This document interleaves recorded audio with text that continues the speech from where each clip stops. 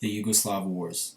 Now, in order to fully understand the wars that took place in Yugoslavia, we need to first learn a little bit about Yugoslavia's origin story and history.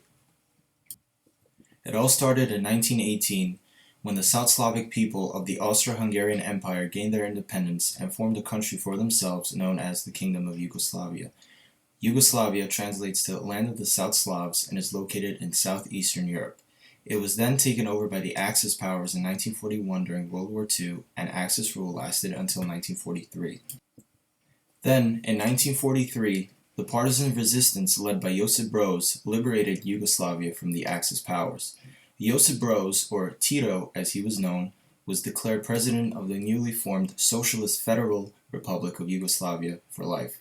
A communist government was established, and Tito aims for peace and prosperity for all of its citizens. It later becomes the most prosperous communist country in the world and a superpower. Yugoslavia's demographic. Yugoslavia was made up of 6 republics: Slovenia, Croatia, Bosnia-Herzegovina, Serbia, Montenegro, and Macedonia. It had 3 major religions: Roman Catholic, Serbian/Eastern Orthodox, and Islam. Majority of Croatia and Slovenia are Roman Catholic, majority of Serbia is Serbian Orthodox, majority of Bosnia-Herzegovina are Muslim, and majority of Macedonia and Montenegro are Eastern Orthodox. Many different people groups and religions lived within Yugoslavia's many republics. The start of tension in Yugoslavia.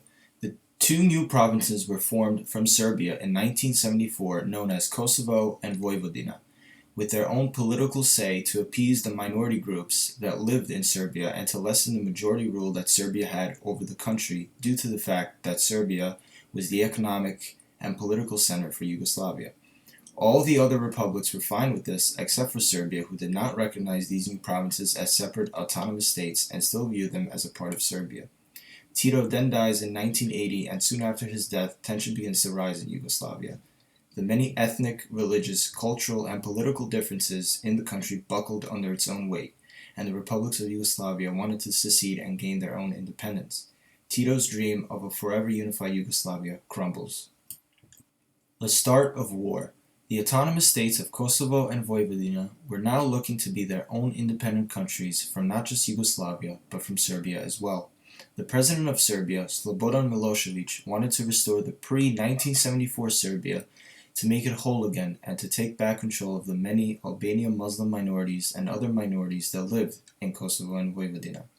Meanwhile, in Croatia and Bosnia, secessionist forces tried to replace Yugoslav military and civilian forces as a first move in creating an independent country with its own military force. With all of this going on, Slobodan Milosevic, with the full control of the Yugoslavian army, starts violent militaristic campaigns to put back in place the Yugoslav army and attempts to assemble back a collapsing Yugoslavia. Serbian nationalists who are living in Croatia and Bosnia start to revolt against the independence movement as well, and the infamous Yugoslav Wars begin. War.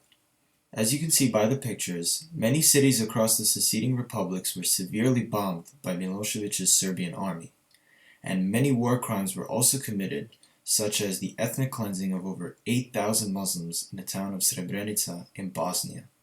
And on the bottom left, you can see the many caskets of the people that died in Srebrenica. Independency, justice, and peace. With the help of the United States and food and clothing donations from around the world, the secessionist forces of the republics were able to persevere and push back Serbian national forces, and finally, each country gained their rightful independence. Slovenia gained its independence in 1991, Croatia in 1995, Bosnia in 1995, Montenegro in 2006, Macedonia in 1991, Kosovo in 2008, and Serbia in 2008. Slobodan Milosevic was tried and sentenced to jail shortly after the war for the war crimes that he and his administration have committed. He died in jail in March of 2006.